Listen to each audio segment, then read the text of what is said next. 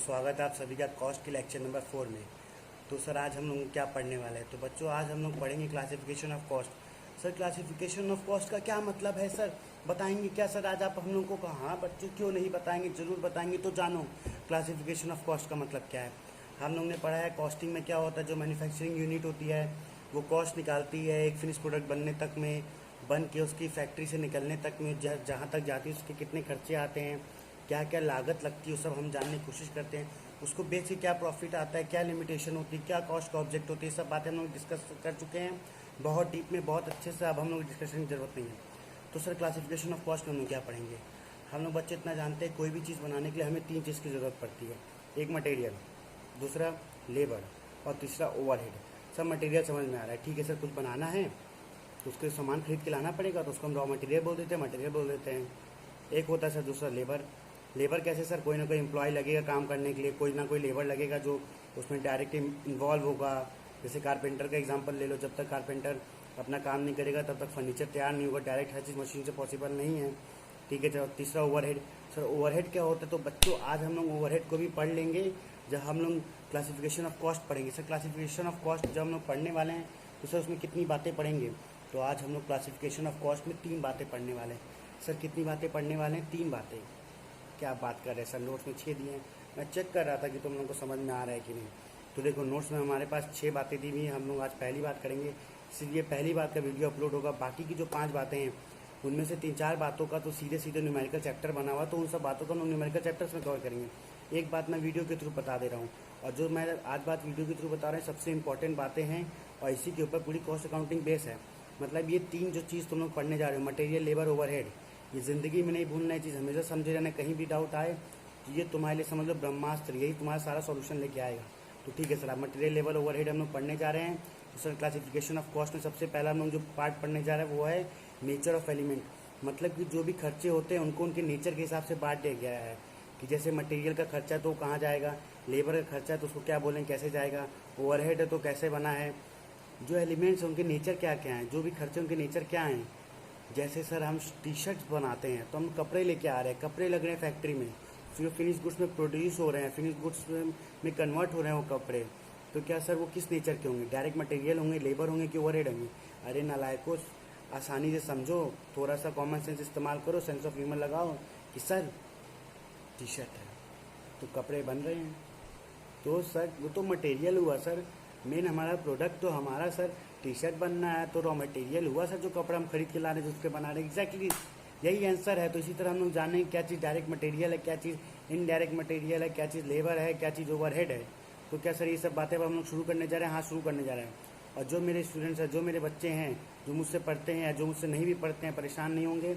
मैं उनको बताने जा रहा हूँ कैसे होगा। मैं आज खुद लिख के अपने आप से करने जा रहा हूँ पहली बार, ठीक है सर। बाकी वैसे मैंने जो मेरे स्टूडेंट्स हैं उनको मैंने PDF प्रोवाइड कर दिया है, तो वो लोग PDF खोल के उसको देख लेंगे। और जो मैं करूँगा चाहे तो दोबारा नोट कर ले या नहीं करे, क्योंकि उनके पास तो डिजिटल फॉर्मेट में सब कुछ सेव है पहले से ही। तो ठीक है, अब स्टार्ट करते हैं सर क्लासिफिकेशन ऑफ कॉस्ट का पहला part, on the basis of nature of element.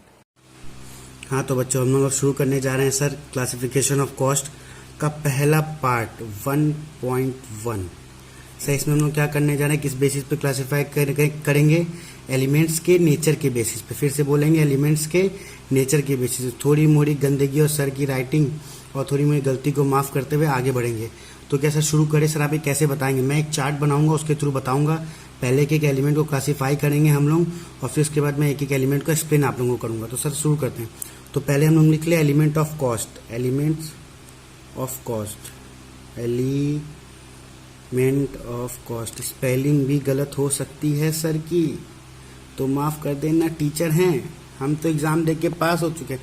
तो सर एलिमेंट ऑफ कॉस्ट के कितने पार्ट होते हैं? तो बच्चा 3 पार्ट होते हैं। पहला sir material, sir METERIAL material cost. दूसरा बच्चों होता है लेबर कॉस्ट। क्या होता है सर? Labour cost. सर इसको एक और कोई और नाम भी बोल सकते हैं क्या? हाँ बच्चों, इसको एम्प्लॉय कॉस्ट भी बोल सकते हैं, परेशान नहीं होंगे, ज़्यादा सोचेंगे नहीं। और तीसरा सर एक हमने बताया था, एक होता है लेबर, दूसरा होता है, पहला होता है मटेरियल, दूसरा होता है लेबर, और जो बच गया वो क्या हो जाता है sir? Other, OTHER, other. Sir इसको और क्या लिख सकते हैं? Other expenses. हाँ अदर एक्सपेंसेस। तो सर ठीक है सर, इतनी बातें अब हम लोग को क्लियर होगी। सर मटेरियल में भी क्या सर कुछ बातें होती हैं? हाँ बच्चों, तो मटेरियल में भी कुछ बातें होती हैं। हमारे पास हमेशा दो तरह का मटेरियल होता है, एक होता है डायरेक्ट, रुकेंगे, हाँ, एक होता है डायरेक्ट सर, और एक क्या होता है सर, इनडायरेक्ट मटेरियल। एक क्या होता है सर, इनडायरेक्ट मटेरियल। हाँ सर, चलिए इतना तो समझ में है। एक होता है मटेरियल कॉस्ट में दो बातें होती है, एक होती है डायरेक्ट और एक तो इनडायरेक्ट। तो इसको पढ़ेंगे क्या सर कैसे? इसको पढ़ेंगे डायरेक्ट मटेरियल कॉस्ट और इनडायरेक्ट मटेरियल कॉस्ट, दो पार्ट्स होते हैं। फिर ठीक है, लेबर का भी हम लोग पहले सारा एक बार लिख लेंगे, फिर सारों को एक साथ समअप करेंगे और समझेंगे। सर लेबर कॉस्ट भी क्या सर दो टाइप्स की होती है, आपने दो एरो बनाए हाथ, दो पार्ट्स में बाइफरगेट की, तो दो होती है बच्चों। एक होती है डायरेक्ट, सर ये भी एक डायरेक्ट होती है और दूसरी इनडायरेक्ट होती है। हाँ बच्चों, तो ये भी एक डायरेक्ट होती है, दूसरी इनडायरेक्ट होती है। तो क्या सर अदर्स भी डायरेक्ट इनडायरेक्ट होती होगी? हाँ बच्चों, तो अदर्स भी दो पार्ट्स में बटी, एक डायरेक्ट और एक इनडायरेक्ट। बोलेंगे क्या है सर, एक डायरेक्ट है और दूसरा क्या है, इनडायरेक्ट है सर। यहाँ लगाइए सर, आपको कुछ आता भी है कि नहीं? ठीक है सर, अभी तक इतना समझ में आ गया। आपने नेचर ऑफ एलिमेंट बनाया है, उसका पार्ट सब समझा रहे एलिमेंट्स ऑफ कॉस्टिंग के। तो देखिए एलिमेंट्स ऑफ कॉस्ट आपने बनाया, इसको तीन पार्टों में बांटा है, material of cost, labour cost और तीसरा other expenses. Sir material cost भी दो पार्ट्स में बटे हैं, डायरेक्ट और इनडायरेक्ट, लेबर भी डायरेक्ट इनडायरेक्ट और अदर्स भी डायरेक्ट इनडायरेक्ट। सर ये आपने एक तीसरा बॉक्स स्पेशली बना के रखा है सर, ये क्यों है? तो बच्चों ये हम बताएंगे तुम लोगों को अलग से, बाद में किया है कि सिर्फ 2 मिनट के बाद। अभी हम लोग क्या करेंगे, पहले इन सब चीज़ों को करके समझेंगे क्या डायरेक्ट होता है, क्या इनडायरेक्ट होता है, क्या मटेरियल का इनडायरेक्ट है, क्या लेबर का इनडायरेक्ट है, क्या अदर्स का इनडायरेक्ट, और ये बॉक्स क्यों बना है, इसमें क्या भरेंगे, और ये तीन और बाइफरकेशन आपने क्या किया हुआ है, कैसे इन सबको मैं एक साथ लिंक करूँगा, आप लोग ये देखने वाले हैं तुरंत ही। चलिए सर जल्दी जल्दी एक एक पार्ट समझाइए। तो बच्चों हम लोग ने मटेरियल जानते हैं क्या होता है। मटेरियल वो चीज़ें होती हैं जो किसी भी प्रोडक्ट को बनाने के लिए हम लोग यूज़ करते हैं। जैसे अगर हमें सर चीनी बनानी है तो चीनी के लिए सबसे बड़ा रॉ मटेरियल हमारे लिए क्या होता है सर, शुगर कैन होता है। Sugar cane as a material use होता है। तो सर मटेरियल भी दो टाइप्स के होते हैं, डायरेक्ट और इनडायरेक्ट। सर डायरेक्ट मटेरियल क्या होता है, अभी हम लोग सबके डायरेक्ट की बात करेंगे, फिर हम लोग धीरे से इनडायरेक्ट की बात करेंगे, इनडायरेक्ट की बात करेंगे और इनडायरेक्ट की। तो सर डायरेक्ट मटेरियल कॉस्ट क्या होता है सर? तो बच्चों डायरेक्ट मटेरियल कॉस्ट सिंपल से इतना होता है, वो भी कोई भी ऐसा मटेरियल जिसको हम लोग डायरेक्टली आइडेंटिफाई कर लें। जैसे अगर अब हमारे सामने कुर्सी रखी है तो हम लोग देख के बता देंगे कि कुर्सी में डायरेक्ट मटेरियल क्या है, कि स्टील की कुर्सी है, स्टील की चेयर है, तो मेन डायरेक्ट मटेरियल क्या होगा, स्टील होगा। लकड़ी से बनी कुर्सी है, मतलब वुडन चेयर है, तो हम लोग डायरेक्टली सर बता देंगे उसके अंदर डायरेक्ट मटेरियल क्या है, हमारा वुडन है। ठीक है सर। इसी तरह लेबर में आते हैं, अगर हम लोग कोई भी चीज़ देखते हैं तो हम लोग बता देते हैं कि इसके अंदर डायरेक्ट लेबर मिला है कि नहीं, और मिला है तो कितना मिला है। सर फॉर एन एग्जांपल अगर वही चेयर का एग्जांपल लेते हैं, अब चेयर बनी हुई है तो हमें साफ पता चल जाता है उसमें लेबर वर्क लगा है कि नहीं लगा है। यस सर, पता चल जाता है। वुडन चेयर तो ऑब्वियसली बात है सर, उसमें कारपेंटर ने काम जरूर किया तो उसमें लेबर लगा हुआ है। और सर अदर एक्सपेंसेस में सर डायरेक्ट खर्चे क्या हो सकते हैं? तो बच्चों अदर एक्सपेंसेस में डायरेक्ट खर्चे ऐसे हो सकते हैं, मान लो हमने चेयर बनाने के लिए स्पेशली कोई मशीन मंगवाई है सिर्फ चेयर बनाने के लिए, तो वो डायरेक्ट खर्चा है सिर्फ उस चेयर को बनाने के लिए। उस मशीन का हमने रेंट दिया है, तो मशीन का रेंट हम क्यों देना है, कि हमें सारे प्रोडक्ट्स बनाने की सिर्फ चेयर बनानी है, सिर्फ चेयर बनाने के लिए दिए हैं। तो क्या सर वो खर्चा है, वो जो अदर एक्सपेंसेस है जो डायरेक्टली लगा उस मशीन पे, तो क्या उसमें ऐड होगा उस स्पेशली चेयर पे? हाँ बच्चों, तो स्पेशली उस चेयर पे वो खर्चा ऐड होगा। तो ये हो गए अदर एक्सपेंसेस डायरेक्ट के एग्जाम्पल्स। तो हम लोग सर समझ गए मटेरियल क्या होता है, लेबर क्या होता है और कॉस्ट क्या होता है। ये बातें हम सर पहले ही समझ चुके थे, मटेरियल, लेबर कॉस्ट और अदर्स की बातें हमने सबके डायरेक्ट और डायरेक्ट के बारे में भी सर समझ लिया है। अब हम लोग सर समझेंगे इनडायरेक्ट मटेरियल क्या होता है, इनडायरेक्ट लेबर कॉस्ट क्या होती है और इनडायरेक्ट अदर एक्सपेंसेस क्या होता है। तो सबसे पहले बच्चों हम लोग बात करेंगे indirect material. Sir indirect material क्या होता है? सर इस बार की आपकी वीडियो में एडिटिंग कुछ ज़्यादा ही है सर, बार बार रुक रहा है, चल रहा है सर, साफ साफ पता चल रहा है कट हो रहा है कहीं ना कहीं। तो बच्चों वजह ये है कि लॉकडाउन चल रहा है तो घर में बच्चे और रहते हैं, बार बार डिस्टर्ब करते हैं, तो पॉज एंड प्ले करना पड़ रहा है। Sir indirect material, sir topic पे ही सीधे। तो हाँ बच्चों, हम लोग जानते हैं इनडायरेक्ट मटेरियल क्या है। तो सिंपल सी बात बच्चों, इनडायरेक्ट मटेरियल ऐसे मटेरियल है जो हम लोग डायरेक्टली आइडेंटिफाई नहीं कर सकते। सर फॉर एन एग्जाम्पल कुछ बताना चाहेंगे? ले लो एग्जाम्पल इनडायरेक्ट मटेरियल का। सर हमारे यहाँ लेबर काम करते हैं, ठीक है सर, करते हैं, कोई दिक्कत नहीं है। वो लोग हमारे टी शर्ट्स बनाते हैं या फर्नीचर बनाते हैं, कुछ भी बनाते हैं, तो काम कर रहे हैं। तो क्या लेबर को हम लोग लेबर्स को ग्लव्स प्रोवाइड करते होंगे? क्या कुछ क्लीनिंग इक्विपमेंट हम लोग वहाँ के अपने स्टाफ को प्रोवाइड करते होंगे? तो क्या सर वो सब इनडायरेक्ट मटेरियल नहीं है जो हम लोग प्रोवाइड कर रहे हैं उस स्पेसिफिक प्रोडक्ट को बनाने के लिए? मान लो हम लोग कांच का कोई प्रोडक्ट बनाते हैं तो उसके लिए तो कंपलसरी है हम लोग लेबर्स को ग्लव्स प्रोवाइड करें अच्छे क्वालिटी के, जिससे उन लोगों का हाथ ना कटे। तो क्या सर ये सब भी हमारे मटेरियल्स में नहीं आएंगे? हमारी जो मशीनरीज हैं उनमें जो हम लोग ऑयल डाल रहे हैं, जो वेस्टेज है इनको क्लीन कर रहे हैं, तो क्या सर ये सब भी हमारे इनडायरेक्ट मटेरियल के पार्ट होंगे? हाँ बच्चों, ये सब भी इनडायरेक्ट मटेरियल के पार्ट होंगे। ये सब डायरेक्ट मटेरियल के पार्ट नहीं होंगे, क्योंकि ये सब चीज़ें हम लोग को डायरेक्ट नहीं दिखती हैं। उसके बाद सर सेकंड बात हम लोग करते हैं इनडायरेक्ट लेबर कॉस्ट की। सर इनडायरेक्ट लेबर कॉस्ट क्या होता है? सिंपल से एकदम आसान शब्दों में 2 लाइन में समझेंगे। एक होते हैं लेबर जो डायरेक्टली काम होते हैं, और एक होते हैं मैनेजर या सुपरवाइजर जो लोग काम कराते हैं। तो लोग सुपरवाइजर होते हैं, उन लोग को नॉलेज होती है, उन लोग कोई काम नहीं करते, बस वो लोग देखते तुम लोग काम ठीक से कर रहे हो कि नहीं। अगर तुम लोग लेबर हो तो बस देखते कि लेबर ठीक से काम कर रहे हैं कि नहीं। तो वैसे लेबर्स की कॉस्ट जो सुपरवाइजर्स होते हैं, या इनको बोला जाता है एम्प्लॉय कॉस्ट, तो ऐसे जो इनडायरेक्ट लेबर एम्प्लॉय की कॉस्ट आती है इन सबको इनडायरेक्ट लेबर कॉस्ट में इंक्लूड किया जा। सर इनडायरेक्ट लेबर कॉस्ट क्या होती है? तो बच्चों सिंपल सी बात है, सॉरी माफ़ करेंगे, फंबल हो गए हम थोड़ा सा। सिंपल सी बात है सर, इनडायरेक्ट लेबर कॉस्ट वो कॉस्ट होती है जिसमें लेबर डायरेक्टली वर्क नहीं करता है। जैसे सर 4 वर्कर्स काम कर रहे हैं, उनके ऊपर एक 5वां वर्कर रखा गया है जो जिसका नाम सुपरवाइजर रख दिए हैं, जो देख रहा है कि ये लोग ढंग से काम कर रहे हैं कि नहीं। तो ये कॉस्ट कहाँ जाती है सर? इनडायरेक्ट लेबर कॉस्ट में आती है। सबसे आसानी से सबसे जल्दी हम लोग समझने वाले हैं अदर एक्सपेंसेस के इनडायरेक्ट। क्यों सर? जो भी खर्चे बच के जो कहीं नहीं जाते वो जाते हैं अदर एक्सपेंसेस में। अदर एक्सपेंसेस के डायरेक्ट हम लोग को समझ में आ गया। सर इनडायरेक्ट में क्या होगा? सर इनडायरेक्ट में सिंपल से जानेंगे बच्चों, बिल्डिंग का जो आप लोग रेंट दे रहे हैं, जो आप लोग ने मशीन्स की इंश्योरेंस कराई है, ये सब जो भी खर्चे हैं ये सब सर कहाँ जा रहे हैं? ये सब इनडायरेक्ट एक्सपेंसेस है। पावर एंड लाइट एक्सपेंसेस, ये सब सर कैसे खर्चे? सर ये सब इनडायरेक्ट एक्सपेंसेस हैं। चलो बच्चों, अब एक जादू की बात। सर आपने कहा था कि आपने एक बॉक्स खाली रखा है, सर इस बॉक्स का क्या यूज़ होगा?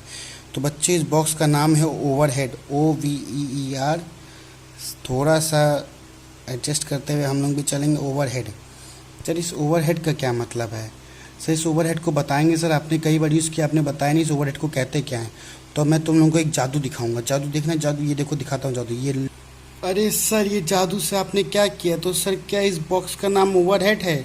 जो अभी आप मटेरियल, लेबर और अदर एक्सपेंसेस के साथ आप बताने वाले तो ओवरहेड है क्या सर? ये वही है? हाँ बच्चों, हम लोग को 3 बातें पढ़नी थी, अगर आप लोग को याद होगा। सब मटेरियल, लेबर और ओवरहेड का मैंने कहा था, तीनों बातों पे ही पूरा हमारा कॉस्ट अकाउंट डिपेंड करता है। हाँ तो बच्चों लो, ये तुम लोग के सामने आ गया ये जादू।